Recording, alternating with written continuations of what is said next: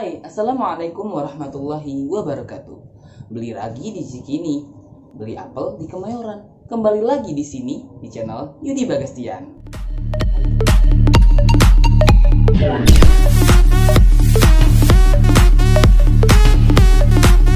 Kita akan membahas video tentang bagaimana sih jadi mahasiswa, jadi wisudawan terbaik, jadi lulusan terbaik ya. Video ini saya buat karena ada request ya dari teman kita. Tutornya Kak, mumpung masih maba. Oke, semangat buat yang masih maba, wajib tonton video ini. Semoga bisa jadi wisudawan terbaik ya. Amin. Yuk, sebelumnya ini bukan kata saya tapi kata rektornya, wakil rektor dan wakil dekan. Ini dia kata wakil rektor yang kalau mau jadi wisudawan terbaik, ini dia kriterianya. Simak ya. Lulusan terbaik ini ditetapkan berdasarkan pengamatan terhadap prestasi yang mereka tunjukkan, baik akademik maupun non-akademik selama kuliah di Universitas Negeri Jakarta, antara lain lama studi, jalur penelitian, indeks prestasi akhir, dan prestasi non-akademik lainnya. Yang saya sebut namanya dimohon maju ke depan. 1. Nama Yudi Bagastian. Nah, itu tadi kata wakil rektor, kriteria untuk menjadi wisudawan terbaik di tingkat universitas. Nah, sekarang bagaimana sih tipsnya untuk menjadi wisudawan terbaik, untuk mencapai kriteria itu? Nah ya, jadi banyak banget yang nanya, emangnya harus IPK-nya harus paling tinggi ya gitu. Yang jadi wisudawan terbaik itu apa sih? Yang IPK-nya paling tinggi? Enggak teman-teman, bukan karena IPK-nya doang, tapi karena prestasi-prestasi yang lainnya, baik akademik ataupun non akademik. Sedangkan IPK itu hanya salah satu indikator atau kriteria untuk menjadi wisudawan terbaik. Oke, wakil rektor pun menjelaskan bahwa tidak hanya IPK ya, tapi juga tentang tentang penelitiannya, terus masa studinya. Untuk masa studinya itu paling harus cepat ya. Idealnya ya 4 tahun. Atau kalau kita selesai 3,5 ya itu lebih cepat lagi 3,5 tahun. Jadi gimana caranya supaya masa studi kita tidak berlarut-larut atau kepanjangan atau kelamaan atau terlalu lambat gitu ya. Gimana caranya? Yang pasti jangan sampai ada mata kuliah yang mengulang. Jangan sampai ada mata kuliah yang mengulang. Yang pertama itu. Terus yang kedua, jangan sampai skripsinya juga ngaret gitu ya. Jadi harus punya target-target kapan harus selesai. Nah, biasanya kendalanya itu yang paling besar bukan di mata kuliah tapi di penyelesaian skripsi ya. Jadi kita harus benar-benar target. Jadi kita harus benar-benar tahu ya, menargetkan kapan kita harus selesai seminar proposal, kapan kita harus memulai penelitian, kapan kita harus selesai, kapan kita harus membuat laporan, dan sebagainya gitu.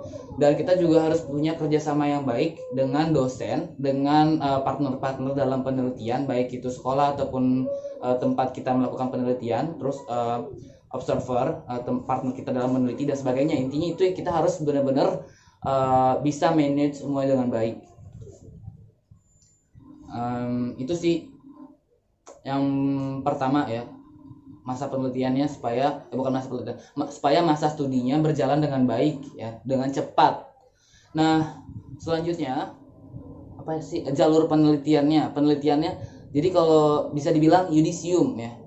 Kita kalau melihat penelitian kita bagus atau enggak, lihat dari yudisiumnya.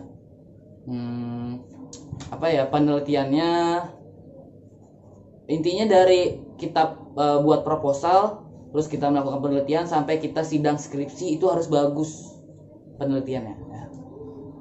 Di situ nggak cuma penelitian doang tapi juga sikap kita sebagai peneliti, bagaimana itu ada penilaiannya lah ya.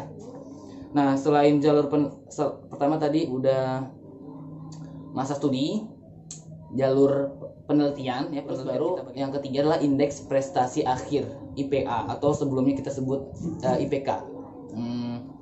Ya tentu IPK harus tinggi gitu ya. IPK tinggi, gimana caranya sih supaya dapat IPK tinggi? Tentu tidak mudah. Perlu banyak perlu strategi belajar,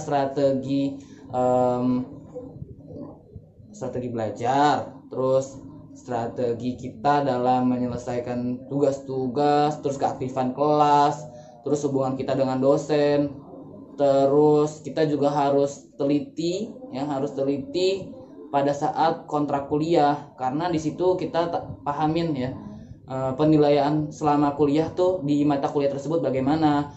Terus juga perlu juga strategi dalam memilih mata kuliah yang mana sih yang lebih penting, terus bobot SKS-nya udah pas atau belum gitu ya.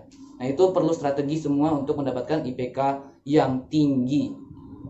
Di tengah-tengah masa kuliah itu kayak sering banget nih gini.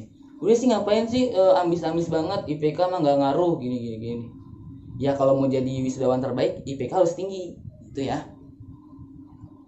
Nah, yang terakhir adalah prestasi yang lain-lainnya, prestasi. Jadi kita selama kuliah itu jangan melulu di kelas doang. Kita juga harus punya kegiatan-kegiatan lainnya dong. Kita ikut lomba-lomba, kita ikut organisasi-organisasi, terus kita punya kegiatan yang bermanfaat di lingkungan masyarakat. Nah, itu juga menjadi penilaian tersendiri gitu.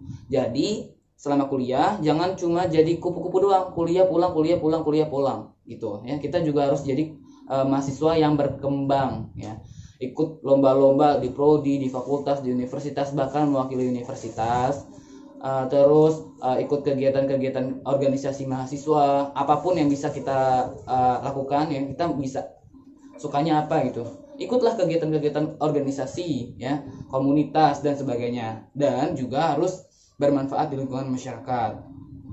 Nah, itu saja tips dari saya untuk menjadi mahasiswa terbaik. Bukan mahasiswa terbaik ya, tapi wisudawan terbaik.